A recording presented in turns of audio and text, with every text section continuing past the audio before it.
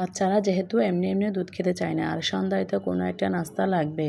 এর জন্য আজকে চিন্তা করলাম সেই দুধ দিয়ে একটা ফালুদা রান্না করে ফেলি। এই যে আমি ফ্রেন্ডস কোম্পানির একটা ফালুদা নিয়েছি, 1/2 লিটার দুধের মধ্যে ওটা ঢেলে দিয়ে একটু নেড়ে নিচ্ছি। ফ্রেন্ডস কোম্পানির জিনিসগুলো কিন্তু আসলে কিন্তু অনেক ভালো, ফালুদার জন্য কিন্তু অনেকটাই বেস্ট। অন্য কোম্পানির ফালুদা কিন্তু একটু ফানি টাইপের হয়। এই যে এবং তার মধ্যে কিষণ কোম্পানির লম্বা যেটা চিকেন নুডলস আছে ওখান থেকে অল্প দিয়ে দিলাম, কারণ হঠাৎ করে বাসায় মেহমান চলে এসেছে, আয়োজনটা ছিল আমাদের জন্য, কিন্তু ওই যে একমাত্র আল্লাহ তাআলা জানে কার রিজিক কোথায় কখন রাখে। এই কারণে একটু সেমাই দিয়ে একটু বেশি করে নিলাম।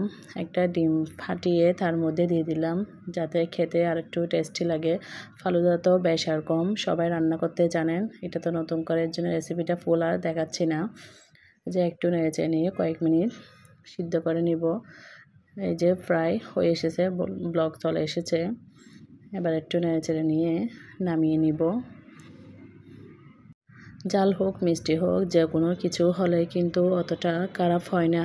সন্ধ্যাবেলা নাস্তা আয়োজনটা কিন্তু কোনো কিছু না খেলেও কিন্তু ভালো লাগে না। বাচ্চাদেরা তো কোনো কিছু খেতে হবে।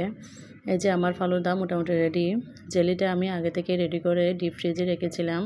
এখন একটু ছুরি দিয়ে কেটে নিচ্ছি। দেখে বুঝতেছেন কীভাবে কাটতেছি।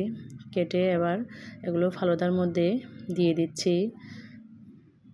কোম্পানির ফালুদার মধ্যে কিন্তু 2টা জেলি থাকে, 2টা কালার থাকে। একটা হচ্ছে সবুজ কালার, একটা হচ্ছে রেড কালার, লাল কালার। সবুজ কালারটা দিয়ে দিলাম, সেমভাবে লালটাও দিয়ে দিলাম। এটা কী সমস্যা আসলে বুঝিনি, এটা ভালো করে জেলিটা জমে নেয় লালটা, নাকি ওটাতে কোনো প্রবলেম আছে জানি না। এখন একটু বলতেছি, একটু যখন মেহমান আসছে একটা ফালুদা আমার কোনোভাবে তো ম্যানেজ করতে হবে, হঠাৎ করে আয়োজন।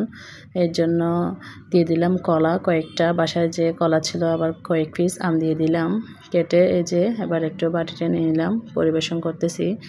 দেখে কিন্তু অত বেশি খারাপ লাগতেছে না, অনেকটা লোভনীয় লাগতেছে।